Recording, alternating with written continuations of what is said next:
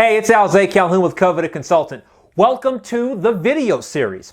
I'm creating this video series for you to help you improve your results as you sell to small business owners. Everything in this video series comes directly from you. I put out a survey asking the question, what is your number one challenge when selling to small business owners? And here's what you said. Getting access to the particular person or decision maker to offer my services. So this question is about access. How do you get in front of the right person? Providing clearly and concisely what it is I do and the value they will receive from my help. So this question is about articulating the value, making it clear what you do so that your buyer can be excited about buying it. I have over 10 years of IT experience. I am not sure what type of service to offer to whom. So this challenge is about what goes in the package. Just if you have a lot of expertise, how do you decide what to include in your service and what not to include?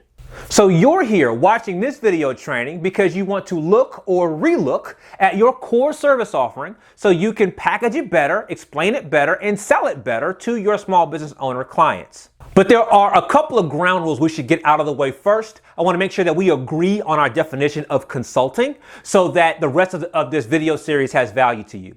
So big thing number one is that we're agreeing that you sell intangible services, meaning you don't sell physical things like shirts and apparel, you don't sell beauty products, you don't sell food items. There's nothing wrong with these things, clearly. But what we're saying is that the buying experience is different for the client when they can't see, touch, or feel what it is that's being sold. So it ups the ante for us as consultants. We've got to be better at describing our offering and pinpointing its value because some obvious proof points are not present. Number two, you sell to small business owners. That's a different kind of conversation. These people are savvy. They are thoughtful and deliberate about the choices that they make. They're also often hard to reach, hard to find, and hard to focus in on one thing at a time. Number three, you've realized that you have to create a compelling offering for your small business client. It's not about just inventing a service and then slapping salesmanship on top of it. You've already figured out that your promotional time, money, and energy is better spent if you're selling the right kind of thing to the right kind of person. Let's define the term small business and let's get a sense of how many there actually are. So we're going to use some data to help inform our point of view. This report is produced by the Small Business Administration. This is the governing body of small businesses in the U.S. This report is from 2020. And the report tells us that there are 31.7 million small businesses in the U.S. That makes up for 99.9% of all U.S. businesses. So what we're saying here is the vast majority, the very vast majority of businesses in the U.S. are considered small. And that is about 31.7 million. There's a lot of small businesses.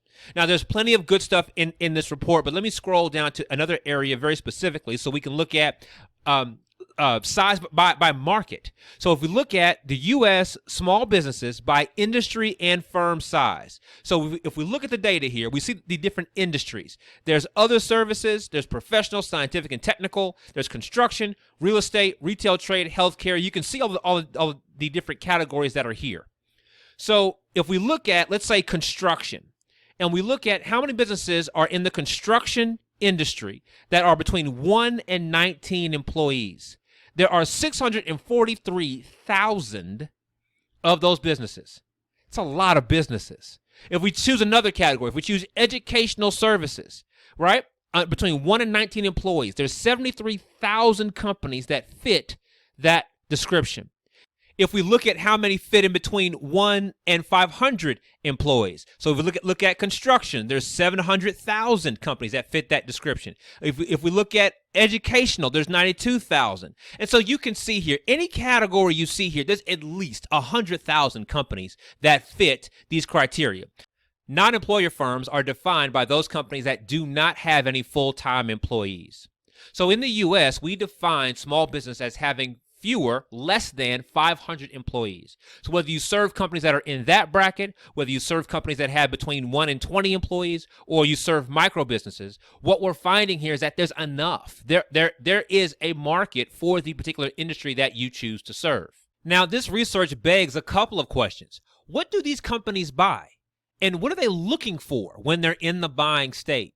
And how might I get in front of them when they're prepared to buy services? Well, let me give you some resources on that right now. So here's one example. This one's called MBO Partners. So MBO Partners serves as a middleman. They are the freelance marketplace that helps connect independent consultants to the companies looking for talent. And we can get a summary of that by reading the short description on their site. MBO Partners makes it easier for enterprises and top independent professionals to work together, delivering innovative solutions that enable both organizations and talent to thrive in the independent economy. So this is what MBO Partners does. Their job is to make it easier for companies and consultants to find one another. So there's one example. Some marketplaces are a bit more specific on the talent they're looking for and the kind of projects that they help fill.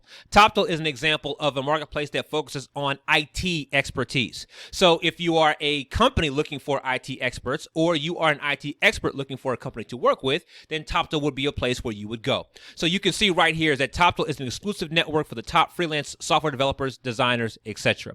So again, here's a place where companies go to buy software, IT-related expertise.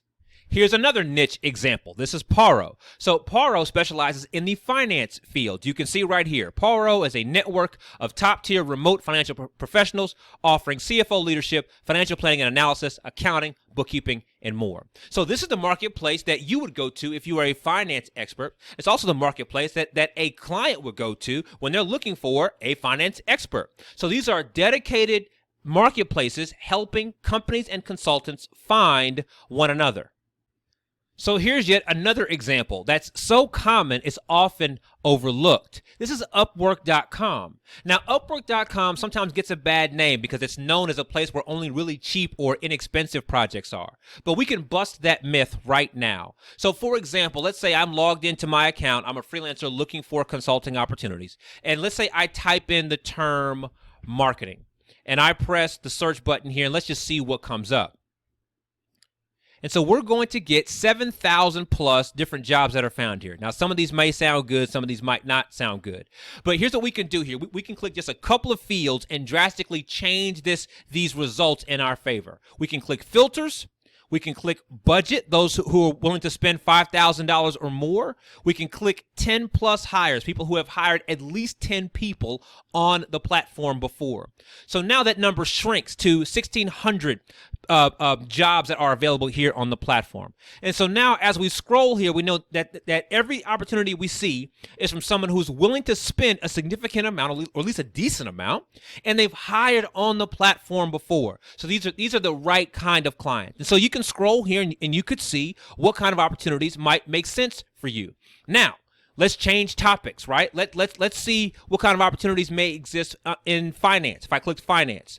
So now there are 120 jobs here. Let's scroll down here and see what we see, right? So head of regulatory and competitive insights. They spent $6,000 on the platform before. They're looking for a controller. They spent $300,000 on the platform already. We can scroll on and on, right? So then you can find opportunities that make sense. Let's try something a bit more esoteric, perhaps. Let's try something like leadership, and let's just see what comes up.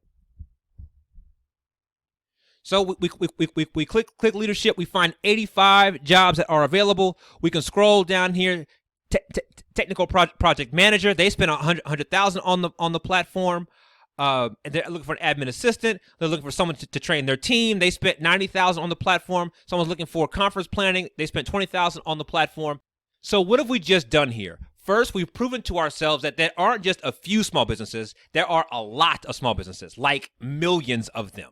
Secondly, we've proven to ourselves that they buy things. They buy services to help them grow their business, but we have to do a better job of putting ourselves in front of them so we can be found.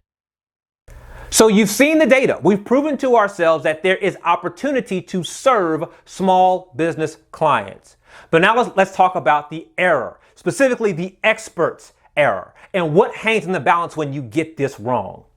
You want to get your positioning correct when you are working with, talking to, putting yourself in front of small business owners. Do you want to be seen as a doctor, someone who is trustworthy, someone who is an expert, someone who is valuable? Or do you want to be seen as a hustler, a fly-by-night, flying by the seat of his pants salesperson? When you make this error, you end up in the wrong category. Let's talk that through. But right now, it's time to post in the comments below. What do you hope to learn from the remainder of this video series? There are more content pieces coming, and I want to make sure that they meet your needs. So please be honest. Post in the comments below, what do you hope to learn from the remainder of this video series?